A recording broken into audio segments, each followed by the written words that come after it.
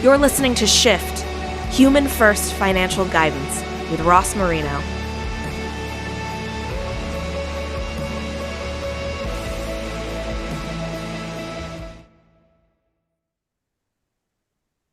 Today, we are shifting the conversation with Candice Carlton from FICOM Partners. Hello, Candice. Hi, Ross. It's so lovely to be here. Thank you for having me. Always great to have you on the show and get some marketing wisdom and everything else that you do over at FICOM. But before we dive in, how about if you take a minute and just introduce yourself? Hi, everyone. My name is Candice. If you hear a little bit of an accent, it's because I'm originally from Zimbabwe and I went to school in Cape Town, South Africa. I worked in the RIA industry my entire life, starting on the investment desk of Mercer Advisors. And then I worked at United Capital, building their digital network before they were acquired by Goldman Sachs.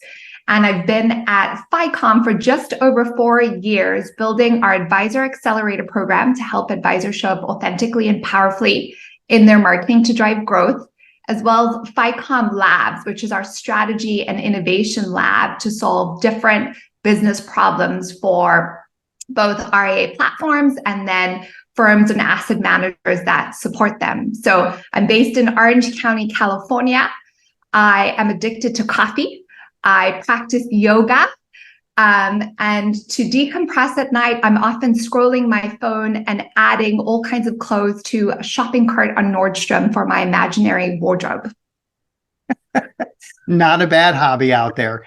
Now, I've surfed through FICOM. I've been a part of a couple of the programs, really impressed with what everybody's built over there. But the one thing that really stood out is the podcast. It is the new Skool podcast.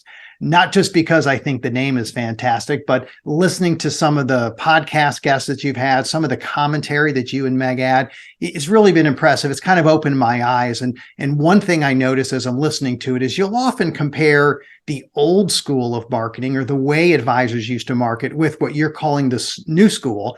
So how about we start with what is the old school and why doesn't it work as well as it used to, if it worked well at all in the past? Yeah, I love this question. So I think also something to note is new school is spelt with the school spelled with a K if you're trying to look it up. And when I first came up with that name, the team said to me, well, why are we spelling it that way? What does it mean? And I was like, I don't know. It's cool. It's different. And I went to actually look up the origin, and it's a throwback to 80s hip hop when things were like cool and they were starting to essentially challenge the status quo in music. So if we think about it like that, I think the old school, really not just marketing, but I think financial services, it was very exclusive, very elitist. Not a lot of people had access to it. They still don't, but I think that's changing. But it was typically, a certain demographic in navy suits. And it was all about kind of like posturing. So lots of jargon, if we think about marketing, really about proving credibility, about keeping it exclusive, like I'm the expert, just do what I say. And if we think about healthcare as like a metaphor to that, that's how it used to be, right? You used to go to your doctor and you listened to whatever your doctor said and you didn't ask questions. And we have since learned that you actually have to advocate for yourself. You have to research, you have to find out what feels right for you. And I think that level of transparency, a collaborative relationship is really where the best financial advisors have moved to, right? So they're helping their clients come up with solutions so that they can have better lives. They're including their clients in the conversation. They're saying what matters to you versus like, this is what you're going to do because I'm the expert and you're going to get the best performance. And so their marketing in our industry has changed simply to reflect that, right? So if we think about modern consumer behavior, we are building trust online. Even if someone gets referred to, what's the first thing we will do? We will go on Google, we online stalk people, we check out their website, we subscribe to their content, and then we decide if we want to work with them or not. And essentially what we're looking for is, in financial services, credibility, credentials. That's like table stakes. People are trying to identify, do they like you? Do they vibe with you? Can they trust you? Can they share those deep vulnerabilities and mistakes that they've made and insecurities about their money? Are you someone that they can call when there's a tragedy in their life, like their spouse dies? Are you someone that they can talk about their deepest desires and fear and money around? That's really what we're talking about when we talk about the new school, creating connection, human connection, reflective of what that relationship in person actually is like. Well, now that I think about the spelling of New School, I instantly saw Cool in the Gang from the 80s right there. So you definitely spelled You got it. Yes. So well done. And I hope everybody else gets that. So you talk about connecting, you talk about authenticity, and I hear those words thrown around a lot in marketing, and it makes sense to me. So I wouldn't disagree at all. Of course, I want to connect and I want to do it authentically. How do I do that? So I think you're right. Authenticity got to become a little bit of a buzzword. Everyone was like, you got to show up authentically. And although I think there's a strong desire for people to show up authentically, what it also means is it opens a space for vulnerability, and not everyone's willing to do that. It's kind of hard. So when we say show up authentically, it's share your personal stories. And I know you're phenomenal at this, Ross. What got you into the profession? What's your real why? Who do you do your best serving? Who is your best who? And then what are the types of conversations, the real conversations, and how is it that you're showing up with your clients on a day-to-day basis? And it's simply about taking that and translating it to a digital realm or your marketing. So it's kind of like, if we were to meet, let's say, Oprah Winfrey in real life, if we're saying that she showed up authentically in her shows and her TV and her Super Soul Sunday and everything, we would expect to experience her the same way as we did watching her on TV. So you just don't want a gap between who you are in person, what it's like to work with you, who you are every day, and then how you show up online. So when we're talking about authenticity, we're just talking about alignment. We're talking about being real, and we're talking about whatever your marketing looks like is the same experience. If I watch a video of you, Ross, or I check out your website, or I read some blogs, I get an experience of what it's like to work with you in person, so that when I meet you, I'm like, oh, I feel like I already know you. So really, when we're talking about authenticity, we're just talking about showing up in your marketing and on digital the way we would experience you in real life. So if you dress casual, we'd expect you to be casual in your marketing, not to be in a suit and tie and super professional online. But when we meet you, you're in golf shorts and you're casual and relaxed, because we want to be able to experience you or get a sense of you before we even meet you.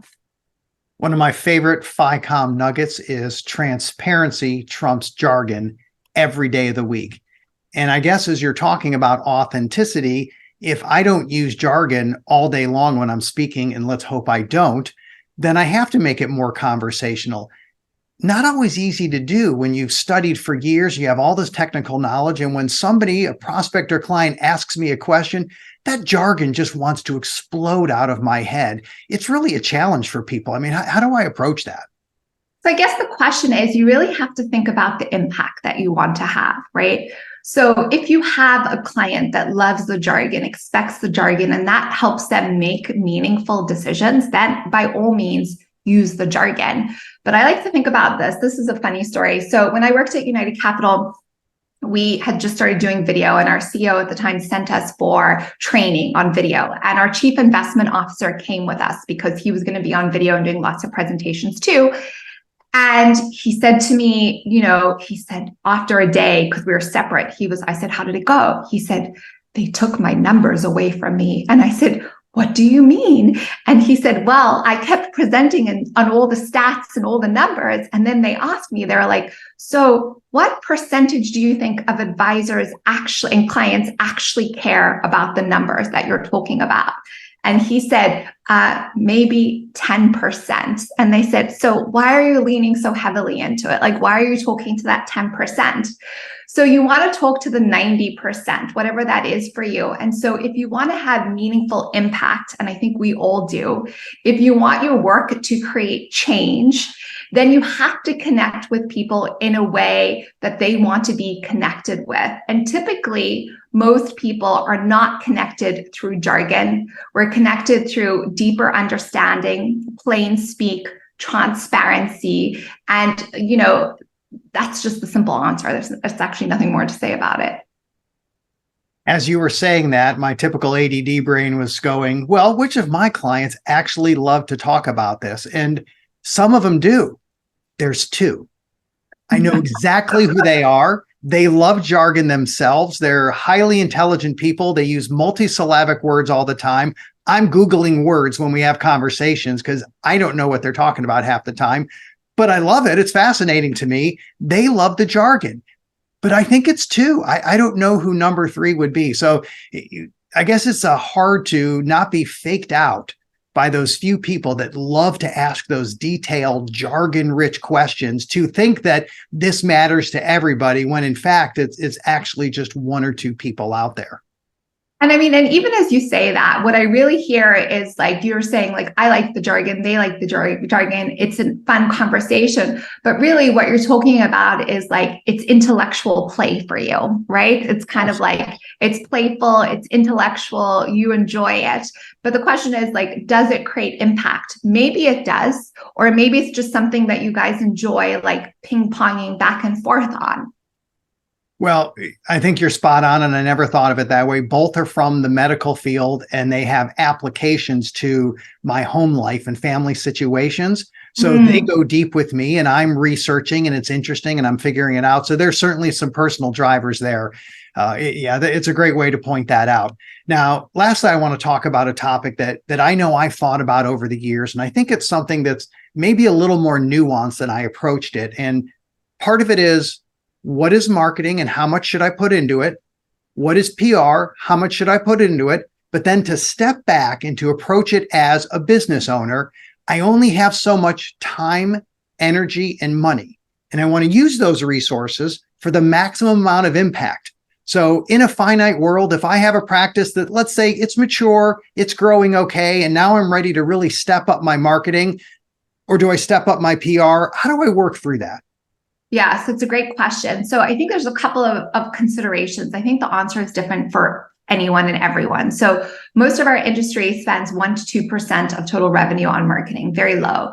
Our clients at FICOM typically spend 6%. So that's our recommendation. I think that Kitsits has done a phenomenal research paper on this, and he's done multiple presentations around the economics of marketing. And he says, look, don't look at the percentage spend, like get that right, but really think about the lifetime value of a client. What is the lifetime value of a client? So if the lifetime value of a client is $60,000, is it worth $10,000 to get them?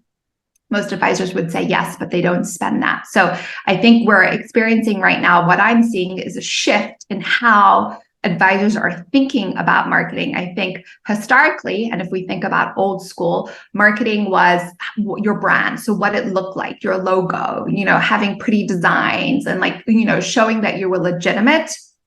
Today, marketing is about being in conversation with your prospects and clients. It's really ensuring that everything that you're doing is creating meaningful change, connection, but growth. So you don't do anything unless it's actually helping you achieve your goals. The question I'd be asking myself as an advisor is like, how committed am I to growth, really? So am I going to be able to continue growing exclusively through referrals, or do I see the consumer behavior changing? Do I see the need for a digital first approach? Do I see that referrals are going to validate me online and I should have some content to bring them in the door? If the answer is yes, then really be thinking about the lifetime value of a client and how much you're willing to invest to drive those growth goals. When we think about marketing versus PR, we like to really think about modern marketing. So modern marketing is your authentic, you're targeted, so you're not going after everyone. You're really clear on who you serve, and that everything that you do from a marketing spend perspective is driving to meaningful growth and ROI. So if it's not driving to meaningful growth or ROI, it might be something that you either need to fix or adjust, or you throw out because it's not really worth it. When we think about marketing, it has to create change. If it doesn't create change, it's not working. The question you asked is marketing versus PR. So marketing, the beautiful thing about marketing is it's on channels that you own, right? So access is no longer limited.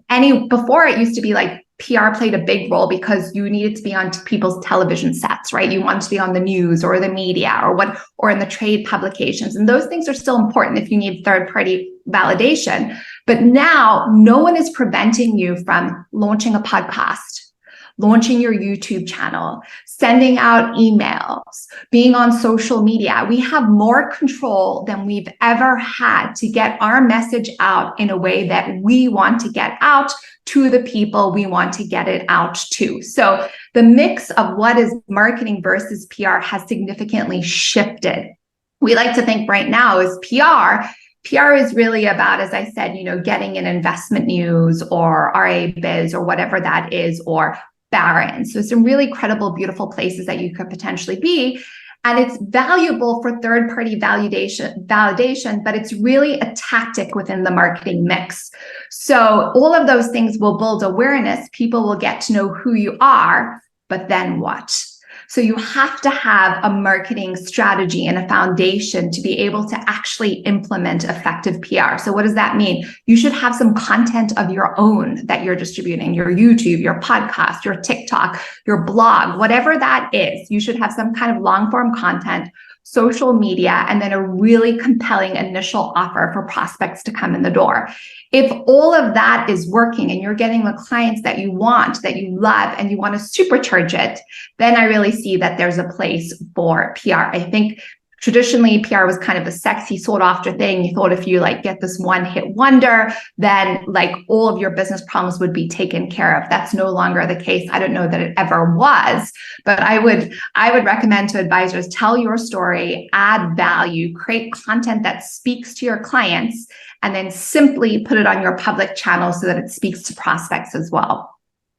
This day and age with the technology, it really is amazing compared to even 10 years ago, how easy it is to create content, to get it out there, to be authentic and have your voice.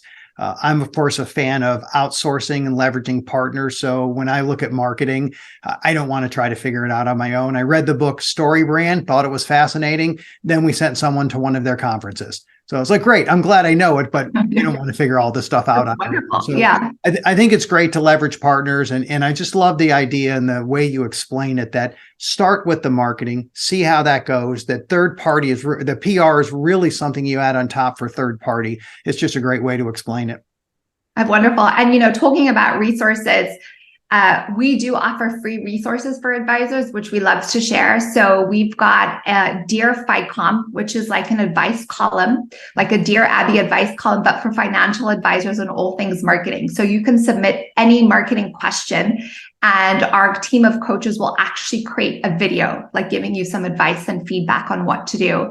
And we also have our monthly marketing masterclass where we have all kinds of outside experts come on. So how to create, all the things we talked about, how do you create that super specific, compelling offer? We'll give you specific guidance on how to do it. Both of those resources are free for any advisor contemplating these questions and really wanting to focus on their marketing. We had someone on our team attend one of the marketing master classes, and it was on video. And this person was hired as an intern 10 plus years ago to do some video work for us. Loves the tech, loves the video. I remember him coming out of the class halfway through and coming into my office and saying, I can't believe how much I actually learned. He was only halfway through. And for him, it wasn't from a shock of I learned something. He was in it. But wrap it together and think of it not just from execution, which is what you know when you're younger, but the why, not just the how and to do it. It was really helpful. So I'm glad that you guys do that. Appreciate the work that FICOM's doing. And as always, Candice, great to have you on the show. Hope to have you on again. Thanks, Ross. Appreciate being here. And for anyone listening, I love to connect with advisors. So you can find me on LinkedIn, connect. We'd love to have you listen to the podcast, The New Skool, as well. Ross was one of our guests. Love everything that's going on at Shift, and so excited to be a part of this community. Thank you for listening to Shift with Ross Marino. Please visit humanfirst.live to learn more. This show is for general information purposes only and is not intended to provide recommendations or advice. Speak with a legal, tax, or financial advisor before making any decisions. Past performance references are historical and do not guarantee future results.